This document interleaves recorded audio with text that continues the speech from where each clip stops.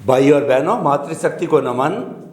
साक्षात अनुभव ज्ञानी, ध्यानी, अध्यात्म विज्ञानी स्वामी कमलेशानंद जी, जिनका जीवन दुनिया को कुछ देने के लिए उनको मिला है और उनकी भावना भी है कि वो सनातन सत्य, अध्यात्म विज्ञान, मुक्ति के मार्ग से सर्व समाधान देना चाहते हैं। और उनका जो कॉन्सेप्ट कहिए, आधार कहिए, वो इतना सुदृढ़ है कि वह कुदरती रचना और कुदरत के कानून पर आधारित है और कुदरत के ऊपर कोई होता नहीं है। ये ultimate reality of the universe है, उसके ऊपर आधारित है। तो सब व्यवस्था सही होनी है। स्वामी जी, समस्त श्रोताओं की तरफ से आपका अभिनंदन, सत्कार और जय सच्चिदानंद। जय सच्चिदानंद। स्वामी जी, थोड़ा विषय को मैं मोड़ रहा हूँ कि जो हमारा ये अध्यात्म विज्ञान है, ये किस तरीके से अन्य दर्शनों, कुल धर्मों और सांप्रदायिक धर्मों, धार्मिक के साथ एडजस्ट होकर के और उनको एक नई दिशा दे, उनको एक नया समाधान दे, उनका विरोधी नहीं, उसका पूरक होकर के। तो कुछ मैं अन्य दर्शनों की मान्यता के साथ इसको जोड़ना चाहता हूँ। जैन दर्शन की तो हमने काफ़ी लंबी बात की है। आज अगर हम वेदांत दर्शन को ले हुए, हमारे स्वामी विवेकानंद जी जो 39 साल जिए, बहुत बड़े वेदांती थे। और वेदांत के अंदर द्वैत, अद्वैत, विशिष्ट अद्वैत कई शाखाएं, लेकिन सबका जो मूल सारांश है वो है द्वैत और अद्वैत। द्वैत का अर्थ होता है शरीर और आत्मा। अद्वैत का मतलब होता है कि आत्मा ब्रह्म में विलीन होना, वह अद्वैत हो गया। और द्वैत है वो हमारा विदेह की साधना, मान लीजिए शरीर में रहते हुए शरीर का भान न होना, जैसे राजा जनक थे। तो मैं आपसे ये प्रश्न करना चाहता हूँ कि द्वैत अद्वैत की साधना करने वाला या द्वैत से अद्वैत में जाना वाला व्यक्ति अगर अध्यात्म विज्ञान का सहारा ले, अध्यात्म विज्ञान के सनातन सत्य को सहारा लेकर के चले, तो किस तरीके से अध्यात्म विज्ञान, सनातन सत्य उसके लिए उपयोगी हो सकता है, कृपया बताइए। प्रश्न के लिए धन्यवाद। सबसे बड़ी बात यह कि दुनिया में जितने दर्शन हैं, वो दर्शन वास्तव में तो मूल दर्शन में से ही निकला है। और मूल दर्शन है कुदरत, कुदरती कानून और कुदरती रचना, क्योंकि यह कोई व्यक्ति का नहीं है। बाकी जो दर्शन है, जो व्यक्तियों ने जिस बात को अपनी ढंग से समझ में आया, वो अपनी ढंग से लोगों के सामने अपने सिद्धांत के रूप में पेश किया। इसमें एक दर्शन है वेदांत दर्शन। और सभी दर्शन की विशेषता ये होती है कि उनके जो आद्य स्थापक हैं, उन्होंने ये दर्शन को बहुत अपने अनुभव के साथ और आत्मविश्वास के साथ दुनिया के सामने रखने की उन्होंने कोशिश किया है। ऐसा नहीं है कि बिना अनुभव या बिना सोचे उन्होंने ये कहा है, और बात सही है। तो इसीलिए दर्शन जो है मूल दर्शन की ब्रांचेस है। आपका जो दर्शन है वो गलत नहीं है, ब्रांचेस है, मगर आपको रूट में जाना पड़ेगा कि रूट कहाँ से आया। मैंने कोई भी बात कही तो उसका रूट क्या है? रूट होगा सनातन सत्य। जैसे मैंने पंच महाभूत वाला शरीर की बात कहा, तो पंच महाभूत क्या है? कुदरती तो है, पृथ्वी, जल, वायु, अग्नि और आकाश। मैंने आत्मा की बात कही तो सनातन सत्य तो है, चेतन तो है, अविनाशी है। तो ये मूल बात है। चाहे मैं जैन दर्शन की बात करूं, वेदांत दर्शन की बात करूं या और कोई दर्शन की बात करूं, मैं कोई ऐसी बात करूंगा हमारे दर्शन के मुताबिक को जैसा जैसा कर्म की भुगतान, कैसे कर्म करोगे ऐसा फल आपको मिलेगा। तो ये कुदरत का कानून आ गया है ना। अगर कर्म मैं करूंगा मगर फल तो कुदरत ही देगा ना। डिसाइड कौन करेगा कि ये कर्म का कौन सा फल, और संजोग भी कौन बनाएंगे, तो कुदरत ही बनाएंगे। तो हर दर्शन में गलत नहीं है कुछ, मगर बहुत सारी बातें उनमें जब ऐड करोगे तो आपका दर्शन फूल दर्शन हो जाएगा। गलत नहीं है, उसमें से ब्रांच बनाइए। क्या बनाइए? ब्रांच बनाइए। तो ब्रांच के अंदर उनके प्राण तो रहेंगे मगर एक व्यू के रूप में रहेंगे। क्या रहेंगे? व्यू। हाँ, फिर वो व्यू के रूट में जाएंगे तो वहां तो सनातन सत्य ही है। तो इसीलिए जैसे एक पिता होते हैं, इसके 5 बच्चे हैं, 5 संतान हैं, और पांचों संतान के पिता तो एक ही है। पांचों संतान अपने पीछे पिता का नाम ही लिखेंगे, मगर पांचों संतान का जो इंटेलिजेंट बुद्धि है, आईक्यू है, वो अलग अलग है, और वो अलग अलग फील्ड में मास्टरी प्राप्त करते हैं। तो अलग अलग फील्ड में मास्टरी प्राप्त करना कोई गलत बात तो नहीं है, मगर उसका रूट क्या है? उनके पिताजी। तो उनके पिताजी के माध्यम से अलग अलग प्रकार की ब्रांचेस खुली हुई। तो पिताजी जो है वो सभी को ज्ञान देने के लिए एक ही ज्ञान दिया, सभी को अलग अलग नहीं दिया, मगर ज्ञान का यूज हम सब ने अलग अलग फील्ड में किया। तो हो सकता है उन्होंने हमको कहा साहस होना चाहिए, मेहनत होना चाहिए, ईमानदारी होना चाहिए, न्याय और नीति होना चाहिए। ये सब कुछ पिताजी ने संस्कार दिया, मगर वही संस्कार को हमने अलग अलग फील्ड में लगा दिया। तो जिस फील्ड में गए उस फील्ड में वही संस्कार हमको काम में आ गए। तो रूट तो वह है, बाकी इंडिविजुअलिटी है। क्या है? गलत नहीं है, इंडिविजुअलिटी है। तो ऐसे आध्यात्म में भी ऐसा हुआ है, मूल रूट एक ही है, कुदरत, कुदरती कानून और कुदरती रचना। फिर इसमें ब्रांचेस बनी, जैनिज़्म, वेदांत, वैष्णव, स्वामीनारायण और बुद्धिज़्म, सब कुछ निकले इसमें से। आप क्रिश्चियन भी बोल सकते हैं, मुसलमान भी बोल सकते हैं। सभी धर्मों की उत्पत्ति उसी में से हुई है। देखो, बिना कुदरत को एक्सेप्ट किए कोई धर्म लंबा नहीं चलेगा, और इसीलिए हर धर्म के अंदर डायरेक्ट या इनडायरेक्ट कुदरत की बात है। कोई धर्म में शक्ति की बात करना है तो शक्ति आप कुदरत की नहीं मानोगे तो आपको गॉड बताना पड़ेगा, कुछ तो बताना पड़ेगा ना। तो एक तरफ आत्मा की शक्ति है, दूसरी तरफ गॉड की शक्ति है।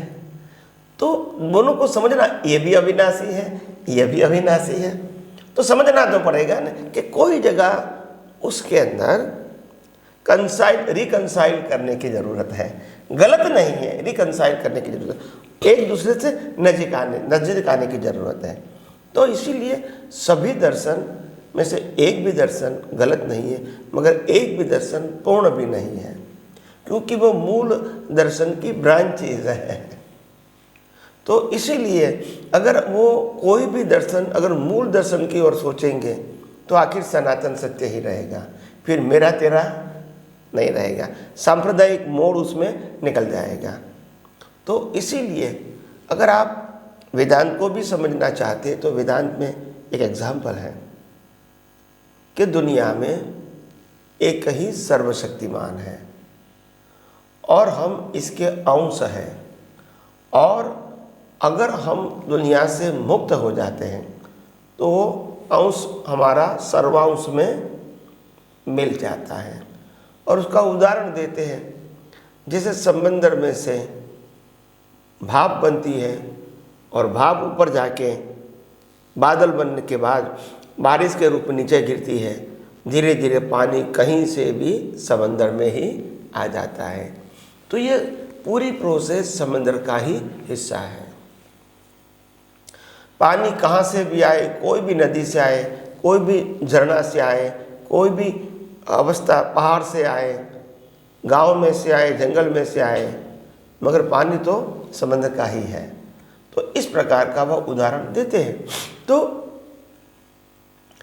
गलत नहीं है, मगर प्रेजेंटेशन में क्या हो जाता है, अपने प्रेजेंटेशन में सही होते हैं वो, मगर जब दूसरा एंगल सोचेंगे तो आपको लगेगा उसमें कुछ कमी है।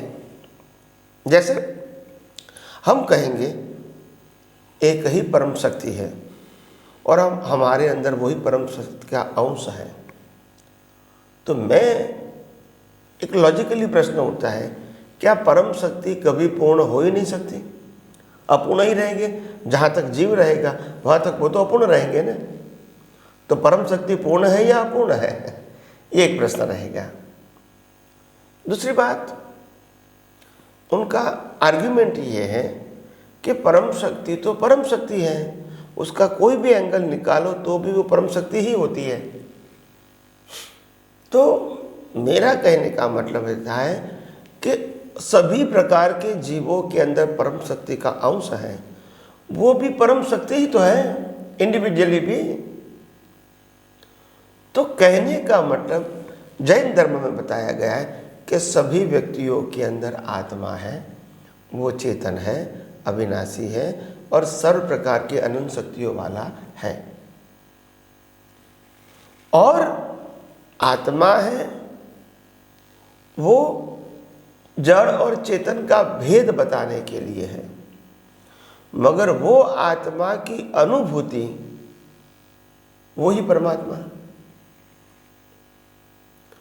तो अनुभूति जिसको होती है वो आत्मा को ही होती है, और अनुभूति आत्मा की होती है, दूसरे व्यक्ति को भी आत्मा की ही अनुभूति होती है। तो अनुभूति में कोई अंतर नहीं है, मगर अनुभूति इंडिविजुअल होती है। कैसी होती है? इंडिविजुअल। हाँ, और एक ही क्वालिटी के आत्मा की होती है। प्रोसेस कोई भी है, मेथड कोई भी है, रास्ता कोई भी है, आखिर अंत में वही आत्मा का अनुभव होता है जो दूसरे व्यक्ति को होता है। तो क्वालिटी वाइज एक है, एग्जिस्टेंस वाइज अलग अलग है। तो इसीलिए बताया, यहाँ समंदर का एग्जाम्पल अपने आप को सरेंडर करने की बात बताता है।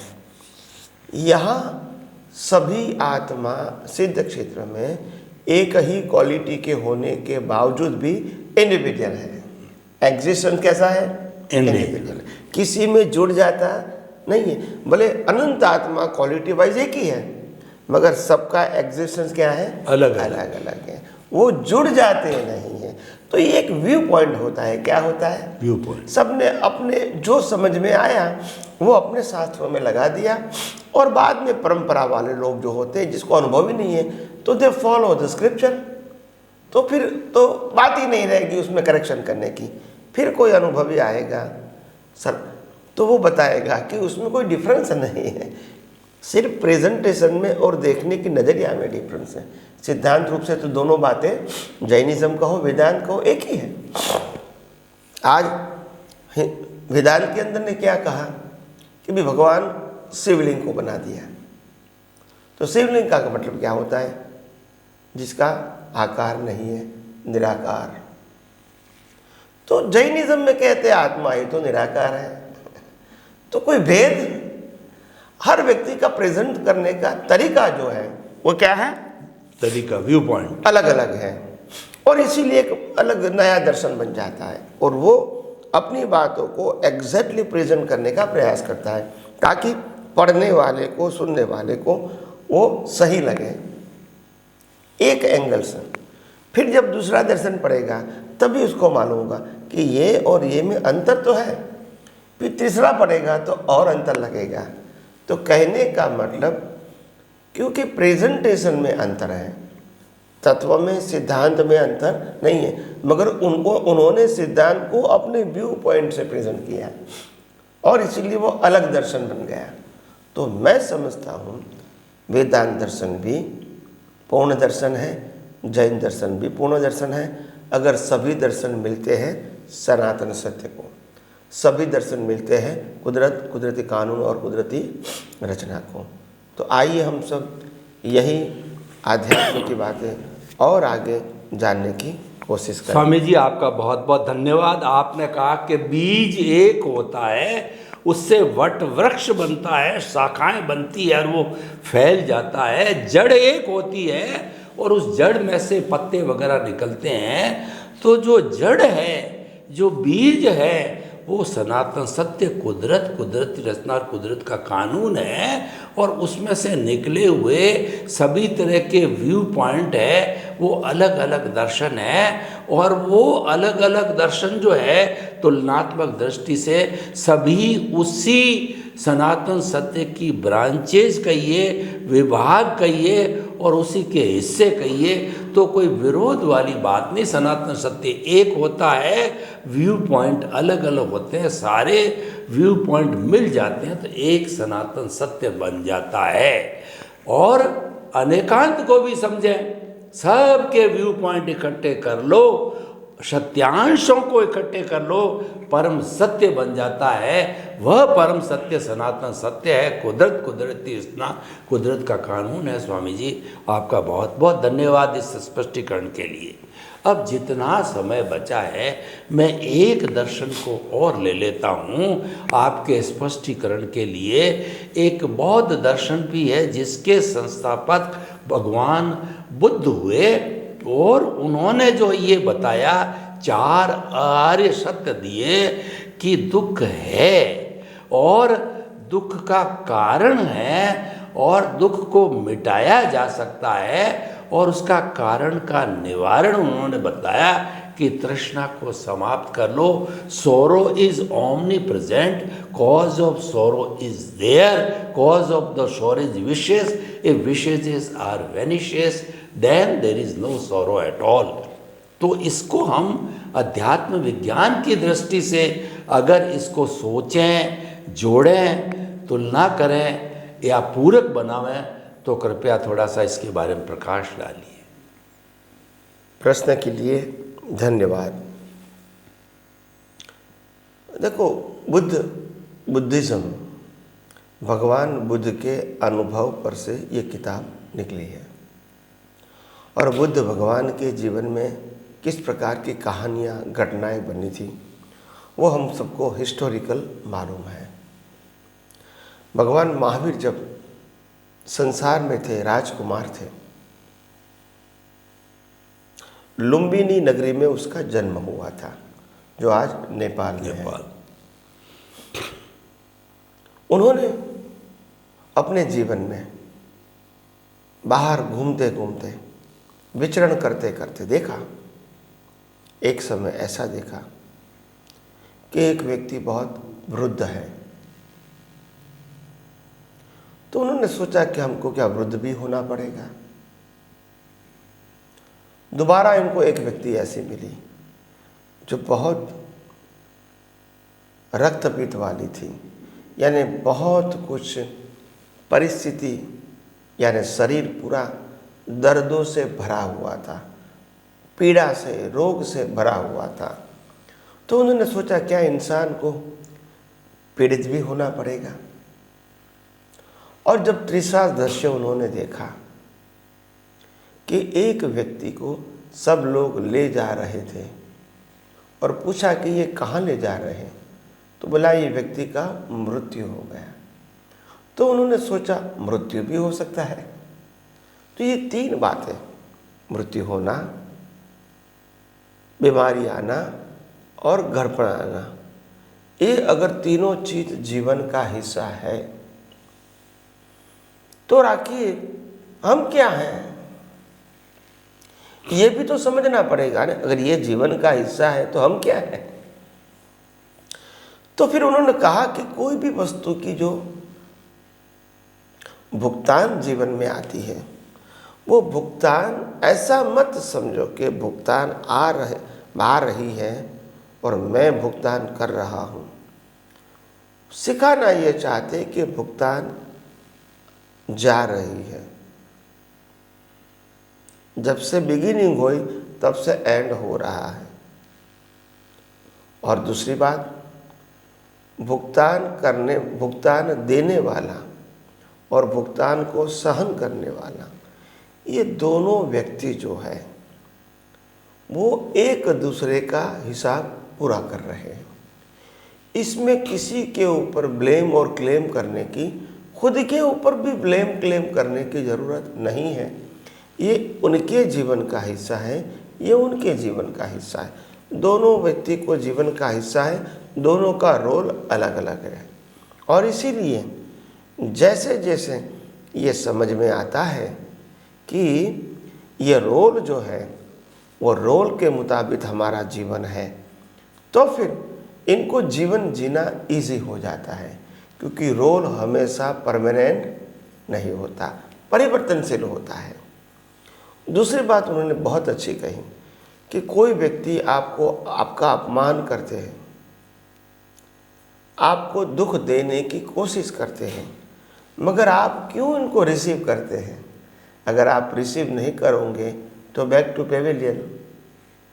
अगर आप रिसीव करोगे तो फिर रिएक्शन आएगा, रिसीव करोगे ही नहीं तो रिएक्शन कैसे आएगा? तो ये भी उनकी बहुत बड़ी बात है। तो इसीलिए भगवान बुद्ध ने हमको बहुत कुछ सिखाया है, इनमें भी बहुत कुछ सार है, मगर हाँ, सनातन सत्य के अंदर उनमें बहुत सारी उणप भी है, मगर समय मिलेगा तो आगे आगे हम बात करेंगे। स्वामी जी, आपका बहुत बहुत धन्यवाद। आपने बुद्ध दर्शन को सनातन सत्य से जोड़ा, उसकी एक ब्रांच बताया, और उसके बाद में सनातन सत्य जो बताता है उसका हर एक के अंदर समावेश है। यानी अगर हम सनातन सत्य को प्राप्त कर लेते हैं तो समस्त दर्शनों की कंपेरेटिव स्टडीज पालन जो है हम ऑटोमेटिकली कर सकते हैं। आपके प्रति बहुत बहुत धन्यवाद करते गीता। जय सच्चिदानंद। जय सच्चिदानंद।